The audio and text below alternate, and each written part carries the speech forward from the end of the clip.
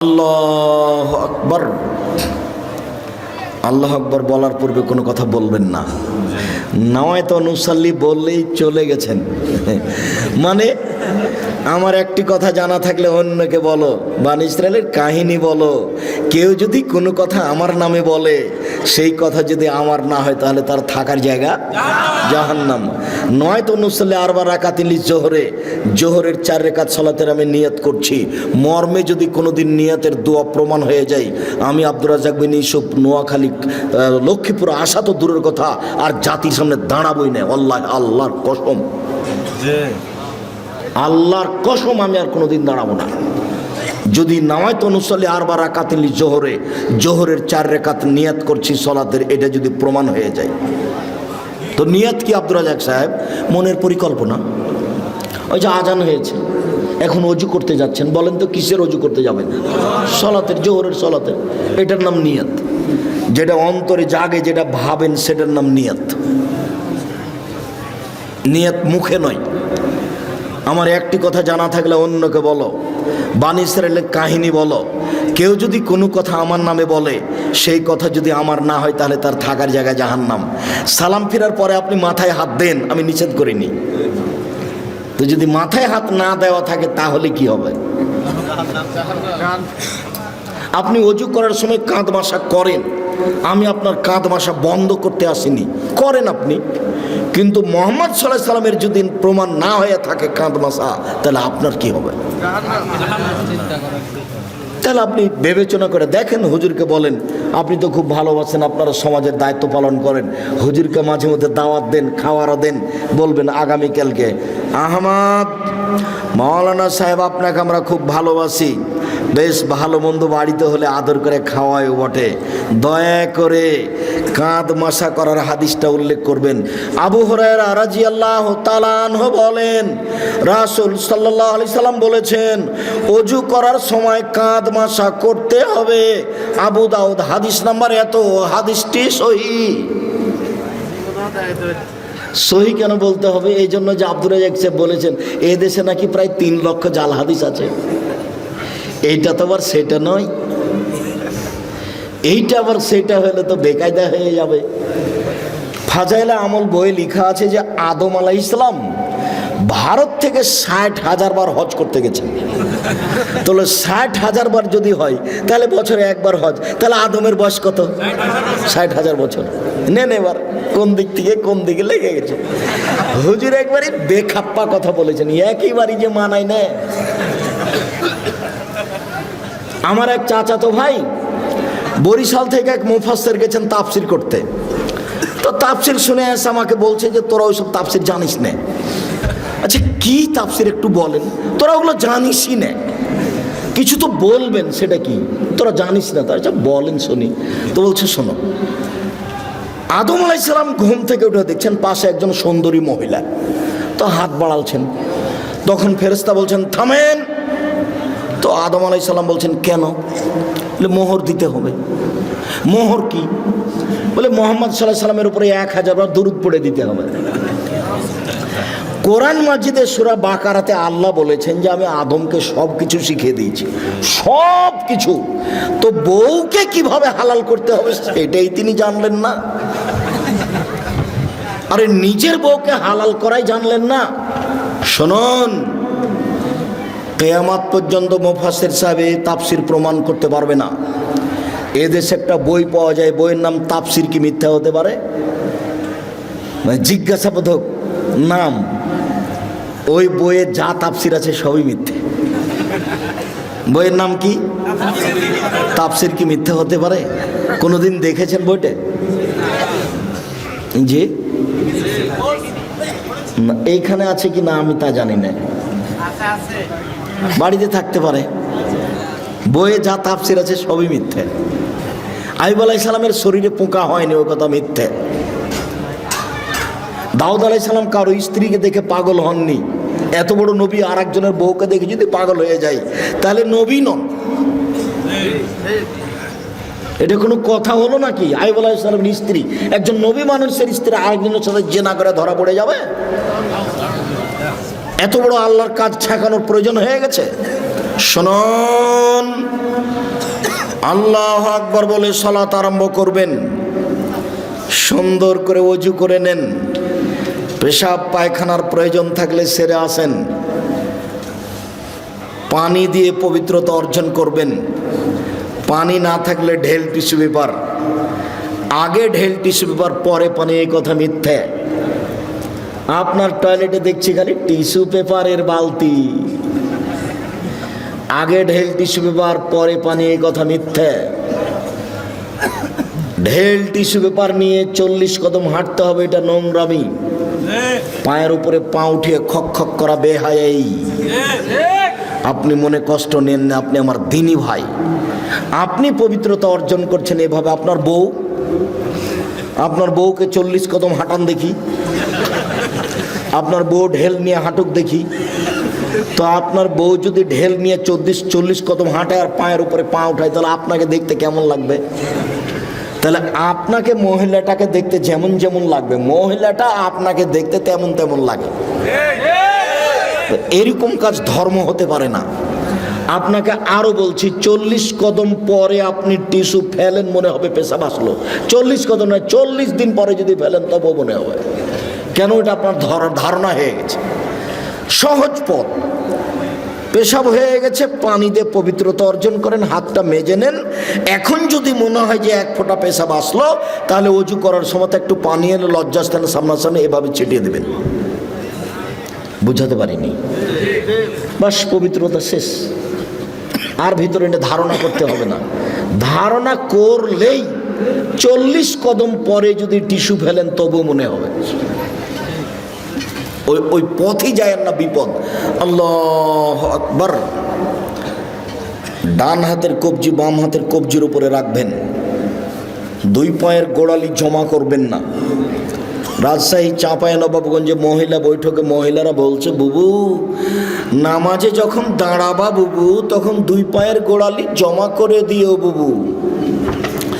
যদি 2 পায়ের গোড়ালি ফাঁকা রাখো বুবু, তাহলে লজ্জা স্থানের যোগাযোগ বুবু মাটির সাথে হবে, মাটি অভিশাপ করবে। বুবুর সব কথাই নাকি বুখারীতে আছে। বলছে, বুবু যখন সিজদা করতে যাবা বুবু, তখন হাতি যেমন মাটিতে পড়ে যায়, তেমন মাটিতে পড়ে গিয়ে আঁটো সাঁটো হয়ে সিজদা করিও বুবু। বুককে যদি উরু থেকে পৃথক রাখো বুবু, তাহলে স্তন ঝুলন্ত থাকবে বুবু, পর্দার ব্যাঘাত ঘটবে। বুবুর সব কথাই নাকি বুখারীতে আছে। বলে হিসাব, বুবু ব্লাউজ গায়ে দিয়ে আছে, শাড়ি পরে আছে, শাড়ির ওপরে চাদর আছে। বুবু ঘরে পড়ে ঘরে বসে সালাত আদায় করছে, ঘরের মধ্যে সালাত আদায় করছে। পর্দার ব্যাঘাতের কোনো প্রশ্নই আসে না। মুহাম্মদ সাল্লাল্লাহু আলাইহি ওয়াসাল্লাম যেভাবে সালাত আদায় করতে বলেছেন, পুরুষ নারীকে এভাবেই সালাত আদায় করতে হবে। এটাই চূড়ান্ত হিসাব। পৃথিবীর কোনো মানুষের সালাত আদায়ের জন্য ব্যতিক্রম কোনো প্রমাণ হবে না। সহিহ হাদিস দ্বারা প্রমাণ পেশ করতে হবে, অন্যথায় যা করেছি ভুল হয়েছে। এখন যা দেখছি বাস্তব, সেটাই করতে হবে। আল্লাহু আকবার। আল্লাহু আকবার বলার সময় এরকম করতে হবে না। আল্লাহু আকবার, এটা চলবে না। আল্লাহু আকবার, এটা চলবে না। আল্লাহু আকবার, এটা চলবে না। তাহলে এটাও চলে না, তাহলে এটাও চলে না, তাহলে এটাও চলে না। তাহলে কি করতে হবে? কাঁধ সামনাসামনি। একাধিক হাদিস দেখেন, কাঁধ সামনাসামনি, আল্লাহু আকবার, কানের লতি সামনাসামনি, একটু উপরে, আল্লাহু আকবার, সামনাসামনি।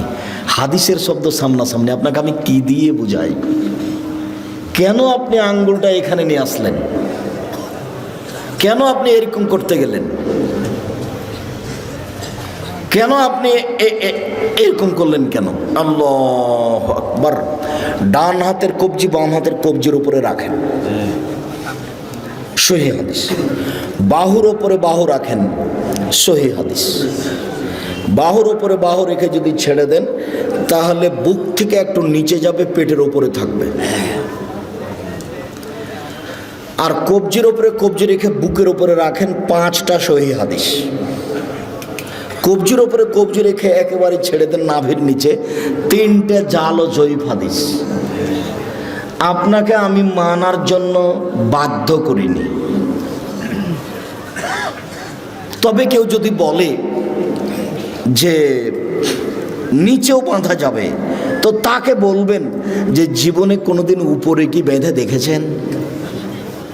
কথা বুঝাতে পারেননি, বলেই দেখেন আপনি। আমি কোনোদিন মাযহাব নিয়ে আলোচনা করিনি। আমাকে যদি কেউ জিজ্ঞাসা করেছে মাযহাব মানা যাবে কি, তখন আমি বলেছি বিচারের মাঠে আল্লাহ যদি ইমাম আবু হানিফা রাহিমাহুল্লাহকে বলেন যে তুমি কি কাউকে বলেছিলে যে আমাকে মেনে চলো, তাহলে ইমাম আবু হানিফা যদি বলেন না না না না আমি কাউকে মানতে বলিনি, তাহলে আপনার কি হবে? আমি উত্তরে এইটা বলেছি। আমি মানা যাবে না যাবে এই কথা বলিনি। ওনাকে যদি আল্লাহ জিজ্ঞাসা করেন তো উনি কি বলবেন সেটা। আর আপনাকে আমি বলেছি যে 4টা মাযহাব মানতে হবে, এটা আপনি বলছেন, আর চিরদিনই একটা মানলেন, তো আর একটা আপনার এত বড় শত্রু হলো কেন? আর একটা মেনে দেখলেন না একদিন? তাহলে বোঝা যাচ্ছে যে সংকীর্ণতা ভিতরে বিরাজ করে, যার কারণে আমি দল করতে নিষেধ করি। কোনো দল, কোনো সংগঠন, কোনো কিছু করবেন না। এনারা যারা মঞ্চে বসে আছেন, তারা যদি কেউ আওয়ামী লীগ হয় তাহলে বিএনপিকে দেখতে পারেন না, যারা বিএনপি তারা আওয়ামী লীগকে দেখতে পারেন না। এটা হলো দলের প্রতিক্রিয়া। আমি বলেছি যে 2 বোন একসাথে জন্ম নিয়েছে, যমজ, খুবই সুন্দরী, খুবই ভদ্র, নম্র, দেখতেও সুন্দরী, ভালো পড়াশোনা করেছে। তো একজনের বিবাহ হয়েছে আওয়ামী লীগ লোকের সাথে, একজনের বিবাহ হয়েছে বিএনপির লোকের সাথে। তারা এখন কথা বলে না। এটা কি হলো? এটা হলো প্রতিক্রিয়া। এটা হলো প্রতিক্রিয়া। এটা হলো সংকীর্ণতা। যেহেনটা খালি রাখেন শুধুমাত্র আল্লাহ এবং আল্লাহ রাসূলের কথা মানব, তখন সব সহজ। আমি আমার জীবনে কোনোদিন বলিনি যে আপনি আমি যেটা বলছি সেটা মানেন। আমি বলেছি আমি যেটা বলছি সেটা সত্য। তবে মানুষ এসে যদি আমার কোনো জায়গাতে ভুল দেখা যায় তাহলে আমি ছেড়ে দিতে বাধ্য থাকবো। আমি তো আর ফেরেশতা নই। আল্লাহু আকবার। হাত বেঁধে সানা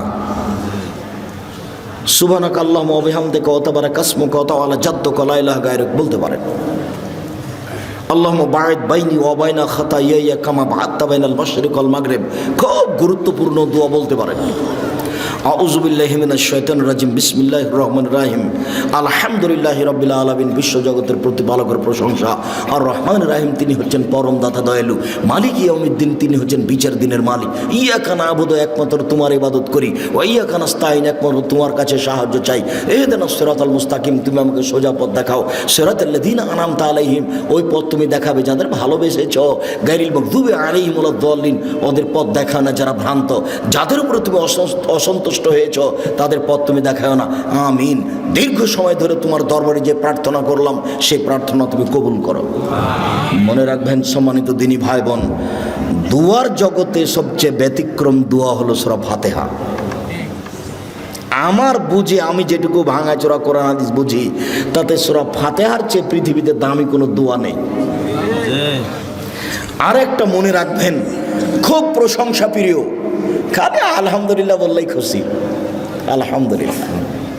ওই জন্য আল্লাহ রাসূল বলছেন আফজালু দুআয়ে আলহামদুলিল্লাহ, সবচেয়ে উত্তম দোয়া কি? আলহামদুলিল্লাহ। আলহামদুলিল্লাহ বলার পরে বলছে আকাশ জমিন ভর্তি নেকি দিয়ে দিলাম। যা কত নেকি দিবে না আলহামদুলিল্লাহ। এই জন্য তাসবিতে দিয়ে দেওয়া হয়েছে আলহামদুলিল্লাহ আলহামদুলিল্লাহ আলহামদুলিল্লাহ, মানে খুবই খুশি, খুব প্রশংসা প্রিয়। আপনি খালি আলহামদুলিল্লাহ বলেন খুব খুশি, সুবহানাল্লাহি ওয়া বিহামদিহি বলেন খুব খুশি, সুবহান রাব্বিল আযীম বলেন একবারে খুশিতে আটখান, সুবহান রাব্বিল আলা বলেন খুব খুশি, মানে আপনি তার খুব পবিত্রতা বর্ণনা করেছেন। প্রশংসা করে কিছু চাইলে দিয়ে দিবেন, নাও কি দিবেন নাও, আমি খুশি হয়ে গেছি। প্রশংসা করে শুরু করেছেন, এক সমস্ত প্রশংসা তোমার,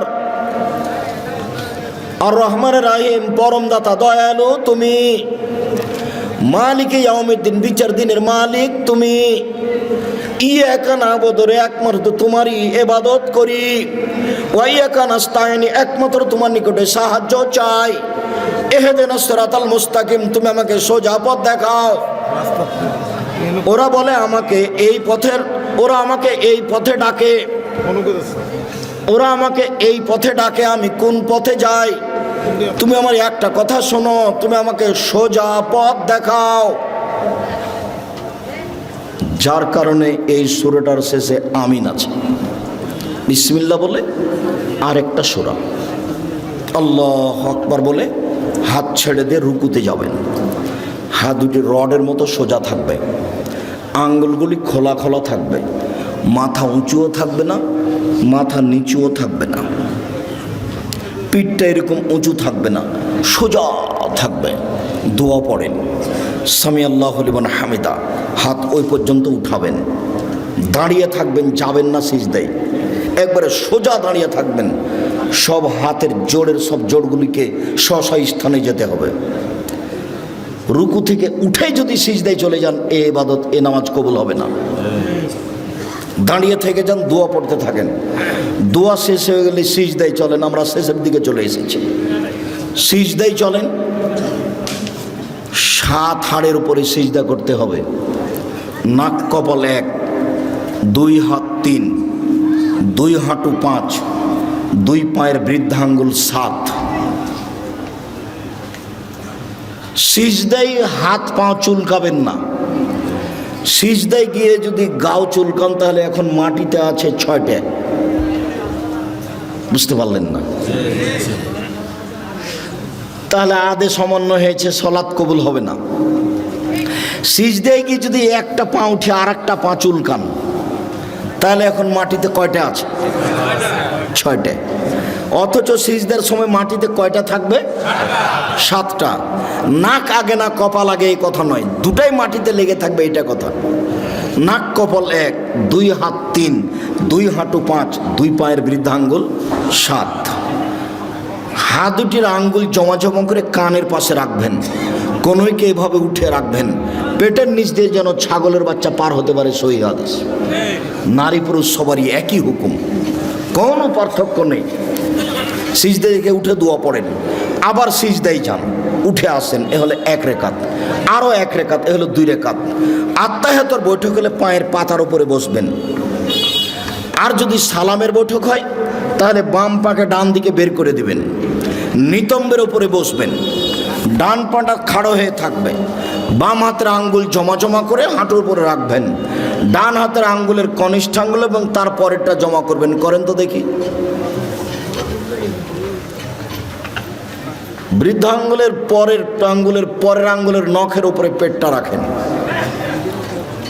অবিরাম নড়বে আত্তাহিয়াত হয়ে গেলে সালাম পর্যন্ত। একবার উঠানোর পৃথিবীতে ভুয়া হাদিসও নেই, এটা এমনিতেই চলছে। অবিরাম নড়বে, যতবার নড়বে ততবার শয়তানকে আঘাত করা। আত্তাহিয়াত, দরুদ, দুআয়ে মাসুরা। তারপরে আমার একটা পরামর্শ, সেটা কি বলেন তো? রব্বির হামহুমা কামা রাব্বায়ানি সাগীরা। বাপ মায়ের জন্য দোয়া করা, জাযাকাল্লাহ খায়ের, মনে আছে, ভুলবেন না সহজে। রব্বির হামহুমা কামা রাব্বায়ানি সাগীরা। হে আল্লাহ, তুমি আমার প্রতিপালককে দেখো, তুমি আমার বাপ মাকে দেখো, বাল্য অবস্থায় আমাকে যেভাবে দেখেছিল। এই দোয়াটা যেন না ভুলি, তার জন্য কি পরামর্শ আছে? 2 রেকাত সলাত। 2 রেকাত সলাত আদায় করে আল্লাহকে বলবেন যে একমাত্র দোয়াটা মনে রাখার জন্য আমি এই 2 রেকাত সলাত আদায় করছি, তুমি আমাকে কবুল করো। আসসালামু আলাইকুম রহমতুল্লাহ, আসসালামু আলাইকুম রহমতুল্লাহ। এরপরে যা কিছু হবে তা জিকির। সম্মানিত দিনী ভাই বোন, জিকিরের সবচেয়ে গুরুত্বপূর্ণ জিকির হলো আয়াতুল কুরসি। সালাম ফিরার পরে যদি কেউ আয়াতুল কুরসি বলে, তাহলে জান্নাতে চলেই গেছে। তো ঢোকেনি কেন? মরেনি এই জন্য। সম্মানিত দিনী ভাই বোন, আলোচনার শেষে এসে আপনাদের সাথে জরুরি কয়েকটি কথা। তার প্রথম কথা হচ্ছে, আমার মনে হয় এই পর্দাটা যখন আমি উঠেছিলাম তখনই খুলে ফেলতে হতো। পর্দার বাইরে যারা আছে তারা বুঝতে পারে না যে আমাদের কথার কারণে তাদের অসুবিধা হচ্ছে নাকি, যার কারণে তারা নিয়মিত কথা বলার চেষ্টা করলো, যেটা আমরা পছন্দ করিনি। যা হোক, অনেক দূর থেকে আসার পরেও তারা আমাদের কথাকে মূল্যায়ন করার অনেকে প্রয়োজন মনে করলো না। এটা তাদের অযোগ্যতা, এটা তাদের বিদ্যা বুদ্ধি না থাকার প্রমাণ। কেননা আমরা খুব জোরালোভাবে পেশ করেছি, আমরা জাতির সামনে একটা বাক্য অগ্রহণীয় বলি না। কাজেই কেউ বুদ্ধিমান তারপরে আমাদের কথা শুনবে না, উপেক্ষা করে গল্প করবে, এমনটা হতে পারে না। কেউ কোনোদিন এরকম জায়গাতে টিকতে পারেনি, আজও টিকার কোনো পথ নেই। দ্বিতীয় জরুরি কথা আপনাদের সাথে এই, জামিয়া সালাফিয়া ডাঙ্গিপাড়া পবা রাজশাহী, জামিয়া সালাফিয়া রূপগঞ্জ নারায়ণগঞ্জ ঢাকা, জামিয়া সালাফিয়া 6 মাইল বাবুগঞ্জ বরিশাল, জামিয়া সালাফিয়া তেঘরা বিরল দিনাজপুর, জামিয়া সালাফিয়া সিলেট, জানি না চট্টগ্রামে কখন হবে, তবে নোয়াখালীতে পরিকল্পনা চলছে। লক্ষ্মীপুরের লোকেরা অনেকে দাবি রেখেছে, এখন আমি চূড়ান্ত হিসাব পেশ করিনি, অপেক্ষায় আছি। ভাবছিলাম নোয়াখালী মেন নোয়াখালীতে হোক, তাহলে সব জেলার জন্য সহজ হবে। শেষ পর্যন্ত যদি নাই হয় তাহলে লক্ষ্মীপুরে হিসাব থাকতে পারে। মর্মে সকল দিনী ভাই বোনকে আমি জামিয়া সালাফিয়ার জন্য আন্তরিকভাবে দোয়া করার জন্য অনুরোধ জানাচ্ছি। আমার মনে বড় স্বাদ, এদেশের মাটিতে আমি উন্নত মানের প্রতিষ্ঠান গড়ে উন্নত মানের বাংলা ইংরেজি আরবি শিক্ষাদানের মাধ্যমে অন্যায়ের বিরুদ্ধে লড়বো, মুখে কলমে মিডিয়ায় ইনশাআল্লাহ আমি লড়বো ইনশাআল্লাহ। সম্মানিত দিনী ভাই বোন, মর্মে আপনাদের সামনে জামিয়া সালাফের পক্ষ থেকে মুখে যেমন বলি তেমন একটা কলম পেশ করতে চাই আপনাদের সামনে। সেটা হলো মাসিক আলিতে পত্রিকা। তাতে আছে 10 জন মুফতি, তাতে আছে 10 জন গবেষক, তাতে আছে 14 জন কর্মচারী। ব্যয়বহুল খরচের পত্রিকা, মাসিক আলিতে পত্রিকা, 50টা প্রশ্নের উত্তর থাকে। সব দিনই ভাই বোনকে আজকে শুধু নয়, নিয়মিত একটা করে পত্রিকা সংগ্রহ করার জন্য অনুরোধ জানাচ্ছি। আর আবদুল্লাহর বই লেখা রিজিক, ব্যতিক্রম বই রিজিক, সম্ভবত দাম 77 টাকা। আপনার রুজিতে বরকত হয় না কেন, বা রুজি বেশি হবে কি করে? হাদিস ভিত্তিক অনেক দলিল পেশ করেছে আবদুল্লাহ, বইয়ের নাম রিজিক। আবদুল্লাহর বইটা যদি থাকে মিন্নাতুল বারি আছে কিনা আমি জানি না।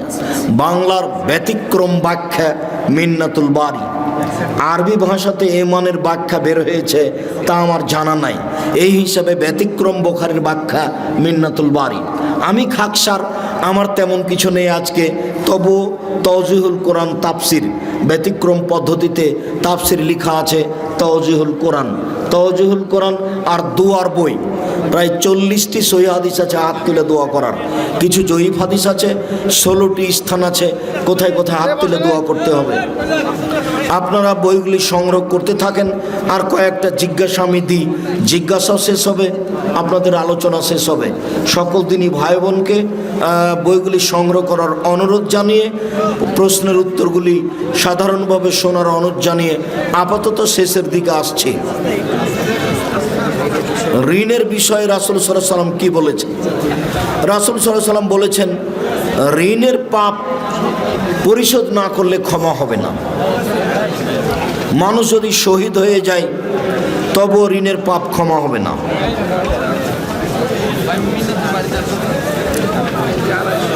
জুম্মার 2টা আজানের বিধান কি? 2 আজান বিদাত, 1 আজান সহিহ হাদিস। 2 আজান উসমান রাদিয়াল্লাহু তাআলা কি বেদাত করেছেন? না, উসমান রাদিয়াল্লাহু তাআলার ইজতিহাদ।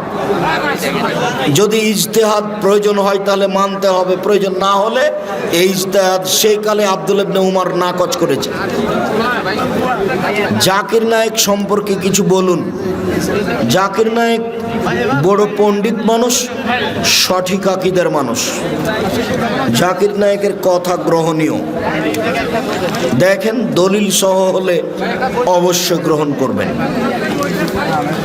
মৃত ব্যক্তির জন্য কুলখানি কোরআন খতম 43 কি যায় জিনা কাবিরা গুনহা। মৃত ব্যক্তির জন্য কোরআন খতম করা যাবে না। মুখে দোয়া করতে হবে, অর্থের দান করতে হবে। রাসূলুল্লাহ সাল্লাল্লাহু আলাইহি সাল্লামকে রুহানি পিতা বলা যাবে কি? জি না। এগুলো হচ্ছে ধর্মের নামে বিকৃত কথা। মুহাম্মদ সাল্লাল্লাহু আলাইহি সাল্লাম কারো রুহানি নগদ বাকি কোনো পিতা নন। মুহাম্মদ সাল্লাল্লাহু আলাইহি সাল্লাম হচ্ছেন জনগণের রাসূল, নবী।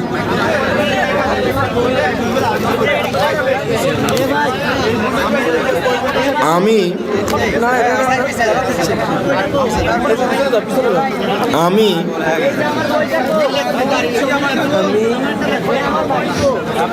পায়জালে আমল নামক কিতাবে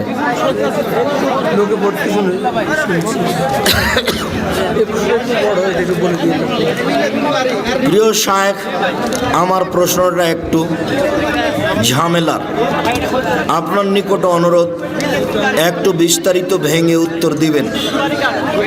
বিদ্যুতের খুঁটি থেকে অবৈধভাবে বিদ্যুৎ ব্যবহার করেছি, এখন বুঝতে পারলাম জনগণের সম্পদ নষ্ট করেছি। এখন আমি যে পরিমাণ বিদ্যুৎ আনুমানিক ব্যবহার করেছি, এখন তার মূল্য থেকে কিছু বাড়তি টাকা বিদ্যুৎ অফিসে জিএম বরাবর পরিশোধ করি বিদ্যুতের উন্নয়নের কাজে লাগানোর জন্য, তাহলে আমি কি জনগণের ঋণ মুক্ত হব? আপনি বিদ্যুৎ অন্যায়ভাবে ব্যবহার করেছেন এটা বলতে চান না। আপনি এই কথা গোপন রেখেই কিছু পরিমাণ টাকা বিদ্যুৎ খাতে দিয়ে দেন, যে আমি এই টাকাটা দিয়ে দিলাম, বিদ্যুৎ খাতে আপনারা ব্যবহার করবেন।